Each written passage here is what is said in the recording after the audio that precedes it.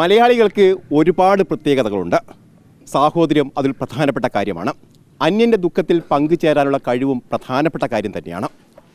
അതൊക്കെയാണ് മലയാളികളുടെ the real Kerala story എന്ന് പറയുന്നത്. അത്തരത്തിലൊരു റിയൽ കേരള സ്റ്റോറിയുടെ സക്സസ് ആണ് നമുക്കിവിടെ കാണാൻ കഴിയുന്നത്.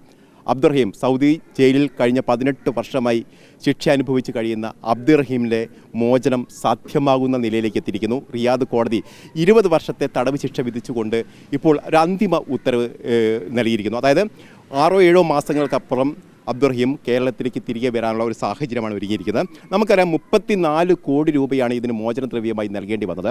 അതിൽ 9.5 ലക്ഷം ആളുകൾ ഈ യജ്ഞത്തിൽ പങ്കാളികളായും അവർക്ക് കഴിയാവുന്ന തരത്തിൽ പണം സമാഹരിക്കുകയും നൽകുകയും ചെയ്തിട്ടുണ്ട്.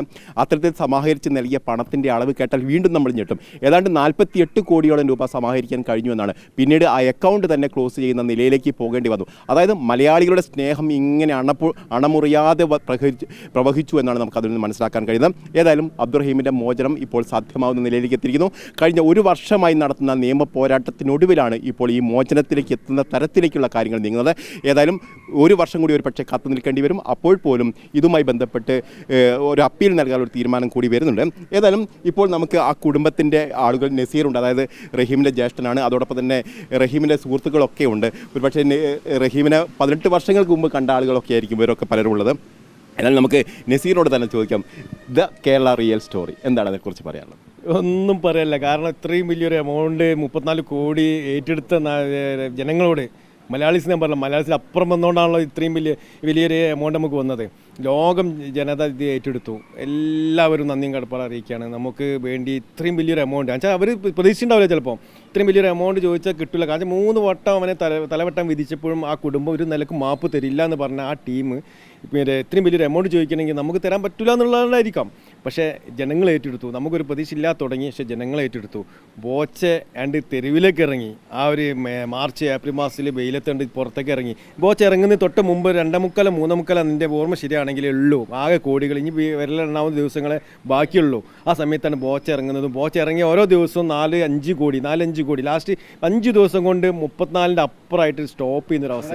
പണം ഇത്തരത്തിൽ വലിയ തരത്തിൽ സമാഹരിച്ചു. അപ്പോഴും പ്രാദേശിക പണസമാഹരണം നടത്തിയിരിക്കുന്ന കമ്മിറ്റികളെയൊന്നും നമുക്ക് മറക്കാൻ കഴിയില്ല. അതിനൊരു കൺവീനറാണ്. 3 കമ്മിറ്റികളായിരുന്നുണ്ടായിരുന്നത്. ആ ഒരു കമ്മിറ്റിയുടെ കൺവീനറാണ് നമുക്കൊപ്പം ചേർന്നത്. പേരെന്തായിരുന്നു? എൻ്റെ പേര് അബ്ദുൽ സമദ്.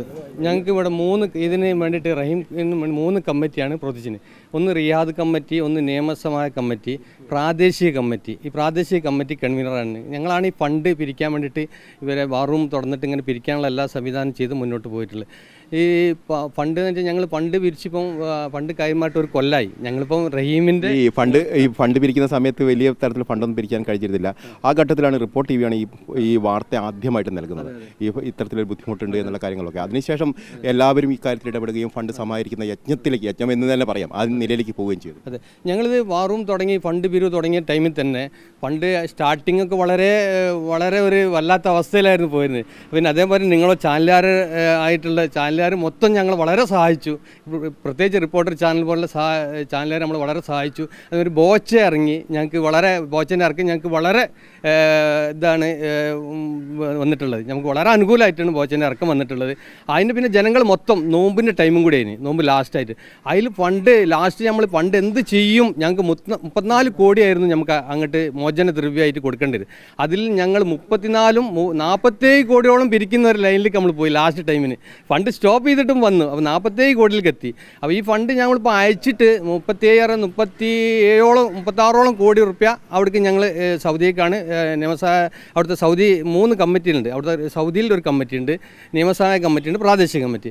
ഈ ഫണ്ട് ഞങ്ങൾ അയച്ചിട്ട് ഒരു കൊല്ലമായിട്ട് റഹീമിൻ്റെ മോചനം കാത്തിക്കാണ്. ഇപ്പോൾ ജനങ്ങൾ വളരെ ഒരു കൊല്ലമായിട്ട് റഹീം ഇന്ന് വരും നാളെ വരും ഓരോ വിധികൾ വരുമ്പോഴും റഹീമിൻ്റെ മോചനം കാത്തിക്കുന്ന ജനങ്ങളാണ് ഈ കോടമ്പ കഴിഞ്ഞ തവണ ഞാൻ ഇയാളെ കാണുമ്പോൾ ഇയാളുടെ മുഖമൊക്കെ വലിഞ്ഞു മുറുകി നിൽക്കുന്നുണ്ടായിരുന്നു. പക്ഷേ ഇപ്പോൾ വളരെ ചിരിക്കുന്നുണ്ട് അല്ലേ? വളരെ സന്തോഷമാണ്. ഇപ്പോൾ നമ്മൾ അന്ന് ഈ മോചനം ഈ വിഷയം നമ്മളെ ഇതിലേക്ക് എത്തിച്ചത് ചാനലിൻ്റെ പേരെടുത്ത് പറയുമ്പോൾ വിട്ടുപോകുന്നവർക്ക് പറയാം. ഇവരൊക്കെ കിടന്നുറങ്ങിയിരുന്നു നമ്മളെ വീട്ടിൽ. ഓരോ ചാനലും ഞാൻ ചാനൽ എടുത്ത് പേര് പറയുമ്പോൾ വിട്ടുപോകുന്ന പേരെടുത്ത് പറയുന്നില്ല, എല്ലാ ചാനലിലും ഇവിടെ വന്നിട്ട് റിപ്പോർട്ടർ ഈ പറയണ്ട. ഓരോ ദിവസം നമ്മൾ ചെറിയ കണി കണ്ട് ഉണരുന്നത് ചിലപ്പോൾ ഇവരായിരിക്കും ബെല്ലടിച്ചിട്ട് രാവിലെ ലൈവ് ഇടാൻ വേണ്ടിയിട്ടൊക്കെ. അപ്പോൾ ഇവരൊക്കെ ഏറ്റെടുത്തിന് എന്തായാലും നമ്മളെ എന്താ പറയുക റഹീമിൻ്റെ വിഷയത്തിൽ എല്ലാവരോടും ചാനലിൽ പ്രത്യേകിച്ച് നന്ദിയും കടപ്പാടും പ്രത്യേകം അറിയിക്കുകയാണ്. മലയാളിയിലെ സ്നേഹം അല്ലേ, വലിയൊരു സ്നേഹമാണ് നമ്മൾ കണ്ടത്. തീർച്ചയായും മലയാളത്തിലെ വലിയൊരു സ്നേഹമാണ് നമ്മൾ കണ്ടത്. നമുക്ക് ഉടമ്പേ നമുക്ക് അഭിമാനിക്കാം ആ കാര്യത്തിൽ. പിന്നെ ഒരുപാട് സന്തോഷമുണ്ട് റഹീമിനെ ഇങ്ങനൊരു വിധി വന്നതിന് ഒരു സന്തോഷം. റഹീമിൻ്റെ കൂട്ടുകാരാണോ? അയൽവാസിയാണ്. വളരെ സന്തോഷമായി ഈ വിധി വന്നതിൽ. ഇനി പെട്ടെന്ന് വരും എന്നുള്ള പ്രതീക്ഷയാണ്. പക്ഷേ ഇന്ന് രാവിലെ പോലും നമ്മൾ പ്രതീക്ഷിച്ചിരുന്നില്ല അല്ലെങ്കിൽ ഒരു വിധി വരുമെന്നല്ലേ? ഒരിക്കലും പ്രതീക്ഷിച്ചിട്ടില്ല. കേസ് ഇനിയും നീണ്ടുപോകുന്ന കരുതിയിരുന്നത്. ഈ വിധി വന്ന് വളരെ സന്തോഷമുണ്ട്. ഇനി എത്രയും പെട്ടെന്ന് റഹീം വരട്ടെ. അങ്ങനെ ഒരു ഇപ്പം വിധി വന്നപ്പോൾ 20 കൊല്ലമാണെന്നാണ് പറയുന്നത്. 19 കൊല്ലം 19 കൊല്ലം അവൻ അനുഭവിച്ച് കഴിഞ്ഞ്. എന്നാലും വിധി വന്നല്ലോ, ഇനിയിപ്പോൾ ഇറങ്ങുന്ന ടൈമുണ്ട്. ബാക്കിയുള്ള വിധിൻ്റെ എല്ലാ കാര്യങ്ങളും സൗദിൻ്റെ കമ്മിറ്റിയിൽ നിന്ന് ഞങ്ങൾക്ക് കിട്ടേണ്ടതുണ്ട്, അറിയേണ്ടതുണ്ട്. അതൊക്കെ അവർ അറിയിക്കുന്നതൊക്കെ നമുക്ക് ഡീറ്റെയിൽ ആയിട്ട് അതിനെപ്പറ്റി എന്താണ് എങ്ങനെയാണ് വിധി എന്നുള്ളത് വ്യക്തമായിട്ട് ഇപ്പം വിധി വന്നതെന്ന് അറിയുള്ളൂ. അതിന് വ്യക്തമായിട്ടുള്ള രേഖകളും കാര്യങ്ങളും കിട്ടിയാൽ മാത്രമേ അതിനെപ്പറ്റി വിധിൻ്റെ ഒരു കാര്യമായിട്ടുള്ള കാര്യങ്ങൾ സംസാരിക്കാൻ കഴിയുള്ളൂ. എങ്കിലും ഈ ഇത്രയും കാര്യങ്ങൾ സഹായിച്ച എല്ലാ ചാനലുകാരും എല്ലാ ചാനലിൻ്റെയും ജനങ്ങളുടെയും നാട്ടിലും മറുനാട്ടിലും എല്ലാ വിഭാഗത്തിൽപ്പെട്ട ജനങ്ങൾ ഒരു കാര്യം ചോദിക്കട്ടെ. റഹീമിൻ്റെ മോചനം ഏതാണ്ട് സാധ്യമാകുന്നു. ആ വിധി കുറച്ച് അല്പസാവകാശം നേരിട്ടെങ്കിൽ പോലും അദ്ദേഹം വരും. അപ്പോൾ റഹീം വരുന്ന ഘട്ടത്തിൽ അദ്ദേഹത്തെ എങ്ങനെ സ്വീകരിക്കാനാണ്, അദ്ദേഹത്തെ എങ്ങനെ അക്കോമഡേറ്റ് ചെയ്യാനാണ് ഈ കമ്മിറ്റിയൊക്കെ തയ്യാറാവുന്നത്? അത് ഞങ്ങൾ കമ്മിറ്റി ഇരുന്നിട്ട് എങ്ങനെയാണ് അതിൻ്റെ എങ്ങനെ അവനെ സ്വീകരിക്കണം, ഇത്രയും വലിയൊരു സംഭവമാണല്ലോ, എങ്ങനെ സ്വീകരിക്കണം എന്നൊന്ന് ഇരുന്ന് അതിൻ്റെ ഒരു രൂപരേഖ ഉണ്ടാക്കും എന്നാണ് എനിക്കതിൽ പറയാനുള്ളത്. 19 വർഷം കഴിഞ്ഞ് നാട്ടിലേക്ക് വരികയാണ്. ജീവിതമൊക്കെ നഷ്ടപ്പെട്ടൊരു വ്യക്തിയാണ്. അദ്ദേഹത്തിന് ഒരു നിത്യജീവിതം ഉണ്ടാക്കണം, വരുമാന മാർഗം ഉണ്ടാക്കണം. അതൊക്കെ നേരത്തെ ചില ഓഫറുകളൊക്കെ വന്നിരുന്നു. അത്തരത്തിലുള്ള കാര്യങ്ങളിലേക്കൊക്കെ പോകണ്ടേ ഇനി? അതിൽ പല ഓഫറുകളും പല കാര്യങ്ങളും വന്നിട്ടുണ്ട്. എങ്കിലും അവൻ ആ ടൈമിന് നമ്മൾ ആ ഫണ്ട് അയക്കുന്ന ടൈമിന് ആ ടൈമിന് മോചനം ഉണ്ടാകും എന്നുള്ള പ്രതീക്ഷയൊക്കെയാണ്. ഇപ്പോൾ അതൊരു കൊല്ലം നേരം വീട്ട് എങ്കിലും ഒരുപാട് ഓഫറുകളുണ്ട്. അതൊക്കെ ഇരുന്നിട്ട് വിലയിരുത്തിയിട്ട് എത്രമാത്രം നടപ്പാക്കാൻ കഴിയും, എന്തൊക്കെ ചെയ്യണം എന്നുള്ളത് കമ്മിറ്റി ഇരുന്നും കൊണ്ട് അതിൻ്റെ കാര്യങ്ങൾ വിലയിരുത്തിയും കൊണ്ട് മുന്നോട്ട് പോകുമെന്നാണ് പറയുന്നത്. ഇതിൽ നമുക്ക് പ്രത്യേകിച്ച് പറയാനുള്ള എല്ലാ ചാനലുകാരും ബോച്ചമുള്ള ആൾക്കാർ നാട്ടിലും മറുനാട്ടിലും ഉള്ള എല്ലാ ജനവിഭാഗത്തിനും ഒരുപാട് നന്ദിയും കടപ്പാട് രേഖപ്പെടുത്തുകയാണ് പ്രാദേശിക കമ്മിറ്റിൻ്റെ പേരിൽ എല്ലാവർക്കും. ഏതായാലും നിയമപ്രകാരം ഇംഗ്ലീഷ് മാസപ്രകാരം ഡിസംബർ 26 വരെയാണ് ശിക്ഷാ കാലാവധി ഉള്ളത്. പക്ഷേ ഇത് അറബി മാസപ്രകാരമാണ്. അവിടെ ഓരോ വർഷത്തിൽ 12 ദിവസത്തെ കുറവുണ്ട്. അതിൻ്റെ അടിസ്ഥാനത്തിൽ അതിൽ കുറവ് വരാനുള്ള സാധ്യതയുണ്ട്. അതോടൊപ്പം തന്നെ മറ്റ് ഇളവുകൾ, അത് സൗദി നിയമപ്രകാരമുള്ള മറ്റ് ഇളവുകൾ എന്തൊക്കെയാണെന്ന് അറിയേണ്ടതുണ്ട്. അത്തരത്തിൽ അതൊക്കെ പരിഗണിച്ചതിന് ശേഷമായിരിക്കും ഇദ്ദേഹത്തിൻ്റെ മോചനം സാധ്യമാവുക. അത് വളരെ പെട്ടെന്ന് തന്നെ ഉണ്ടാകുമെന്നാണ് ഇവർ പ്രതീക്ഷിക്കുന്നത്. ഏതാണ്ട് 6-8 മാസങ്ങൾക്കകം തന്നെ മോചനം സാധ്യമാകുമെന്ന് പ്രതീക്ഷിക്കുന്നു.